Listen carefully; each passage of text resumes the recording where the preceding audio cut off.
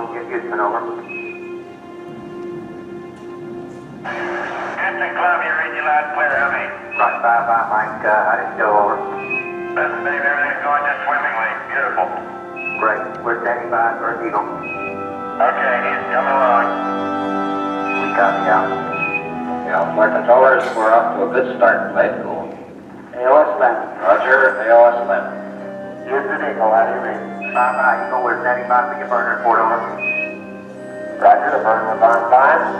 As soon as the Eagle reappears, things begin to go wrong. Flight controllers, we've lost data. For some reason, Houston, we lost all data with Eagle. Radio communications break down. Eagle, Houston, did you call? Messages to Eagle must be relayed through Mike Collins aboard the command module Columbia. Eagle, any copy, Columbia? Throughout the crucial final checks, contact with the Eagle keeps dropping out, don't lose that data. and Flight Director Gene Kranz inches closer to aborting the mission. Columbia, Houston, we lost Eagle again. Heading for the high camera. Okay, we got data back. Radar flight looks good. With the vital computer links temporarily holding, the moment of decision is now. Okay, all flight controllers, go for landing. Retro, go. Right up, go. Guys, go. Control, go. Telcom, go. GNC, go. Econ, go. Surgeon, go. Capcom, we're go for landing. Eagle, Houston, you're go for landing, over. I understand, go for landing. 1, 0. Confusion, 10%.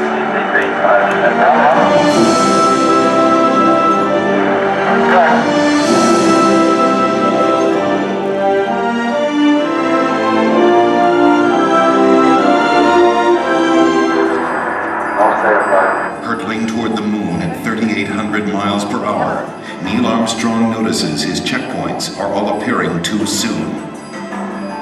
Okay, we went by 3 minutes point early. This means a serious navigation error. He thinks you're a little bit long downrange. At these speeds, 3 seconds long means missing the safe landing zone by 3 miles. Eagle, Houston, we got data dropped out. Still looking good. Suddenly, the computer starts firing the maneuvering thrusters, jolting the ship back and forth. This has happened in simulations, but never this much, never this violent. The smooth descent is becoming a bumpy ride. Before that is fixed, Program alarm. a problem with the onboard computer. 1202. 1202 alarm. The astronauts have rehearsed for thousands of possible malfunctions, but not this one. It had been considered too unlikely. Seconds seem like hours as everyone struggles to remember the meaning of a 1202 program alarm. The deadline to safely aboard is vanishing fast. Give us a reading on the 1202 program alarm. 1202 means the Eagle's onboard computer is overloading. This means Houston is blind, unable to make navigation corrections or interpret the data coming from Eagle's computer. Armstrong and Aldrin are on their own. Mission Control decides they can go ahead We're going now, flight. We're going that alarm. if the data link doesn't fail again. We got it. We're going that alarm. 1,000 feet, and Neil Armstrong can see that the computer is proposing to put them down in a dangerous place. That landing site is full of boulders. If they land there, they will never take off again. Okay, we're going. At 350 feet, Armstrong ignores his computer navigation and veers away from the rocky landing site with no time to explain to Mission Control. Okay, all flight controllers, everything tight. In Mission Control, everybody is stunned. At 300 feet, the Eagle has left its flight plan and taken off at full speed across the face of the moon. Eagle, Houston, it's descent to fuel. Monitor, over. 90 seconds of fuel remaining. Now less than 200 feet, and the Eagle is too low to safely abort back into orbit. They call this part of the flight plan Dead Man's Curve. No level. No level. All that's left for Mission Control is to read off the fuel remaining in seconds. 60 seconds. 60 seconds. The entire moon landing has come down to 2 men and 1 minute. Forward. Forward. 20 feet down, 2.5. And down to 30. 30 seconds. 30 seconds. Lights on. Down 2.5. Forward. Forward.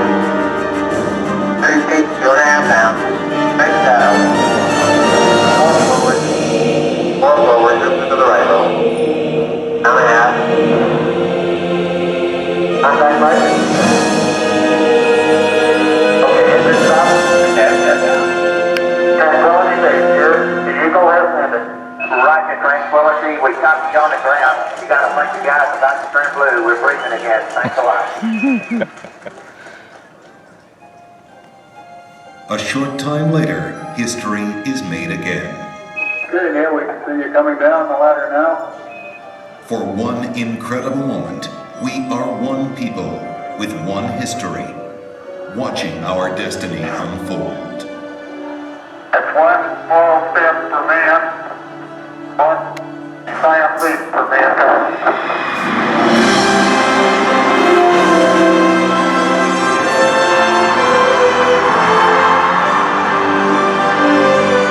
Armstrong is on the moon via a 38-year-old American. That was the first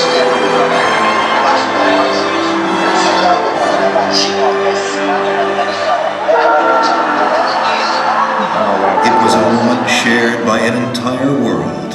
Here, man, from the planet Earth, first set foot upon the moon, became indeed for all mankind. With these first steps, mankind stood on the highest ground, and we saw our planet as our home port in the endless ocean of space. There was something which was surprising to me. It occurred as I was standing on the surface. Just after we had landed, I'd gone down, standing on the surface and looking at planet Earth for the first time. Seeing the beauty, seeing the finiteness of it, the limits of it, and realizing what a shame it was that people were confronting each other on that planet without realizing what it was doing to the planet. It was a very emotional moment for me. I actually shed a couple of tears. Something totally unexpected for an engineer, fighter pilot to be crying quietly up there on the moon. Mankind had achieved a tenuous foothold in the heavens, and a new and exciting world lay waiting to be explored.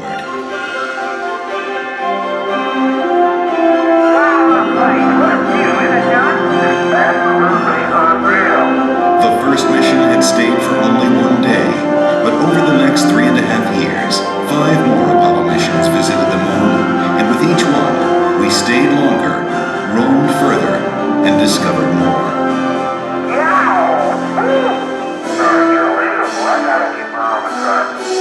I never thought when I was a kid building rockets, in high school, that we would go to the moon, before the end of the century. I mean, I thought that was something that was way in the future, fantasy. I was rolling on the moon one day. In a very month of December now, May. Look at the size of that rock. That is the best sample we got. Just don't stub your toe.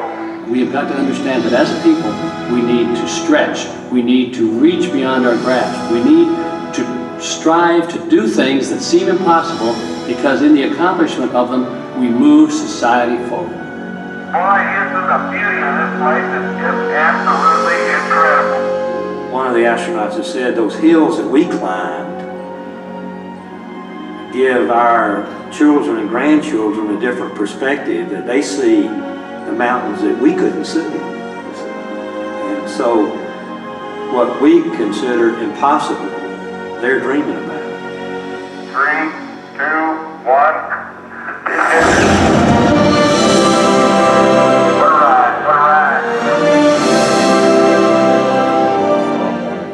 When I have a chance to talk to kids, I tell them, the first thing I tell them is to take the word impossible out of their vocabulary. Go to their teacher tomorrow morning and scratch it out in the dictionary. The word doesn't exist. If I can stand here and tell you that I lived on the moon, that I called the moon my home for 3 days, you tell me what is impossible in this day and age, much less in a generation that follows, much less into the 21st century. Nothing is impossible. I like exploring things, inventing. I would like to go up there and find out what's really up there. I would like to be an astronaut. I like to design rockets. Payload specialist. I'd be a ground control officer. The thing that my mom can't understand is I'm terrified of heights, but I want to be an astronaut. There's so many things I'd love to do. I would explore, I'd look for everything. I would try to start a farm. Millions of other galaxies that you might be able to live in. It's the unknown. Anything's possible. You may be able to cure certain diseases. On Mars and dance on it.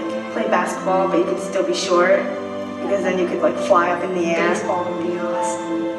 Hit the ball, you get a home run every time. There are a lot of things that could benefit mankind, that because of science, we simply cannot do on Earth. It's such a big universe, and it's kind of strange to think that just this one tiny planet was chosen to have life on it. I hear they're finding new planets or moons, and they're finding out more about how stars are working, and it makes me feel like it's trying to tell me something, What's it trying to tell you? that you belong up there with them. The Apollo program ended in December of 1972, but our journey into space is just beginning. I'm Neil Armstrong. The future of space travel is being written right now in the dreams and imaginations of a new generation. Perhaps that's the greatest legacy of Apollo. It shows our children and grandchildren that courage, imagination, and the will to explore, no dream is impossible.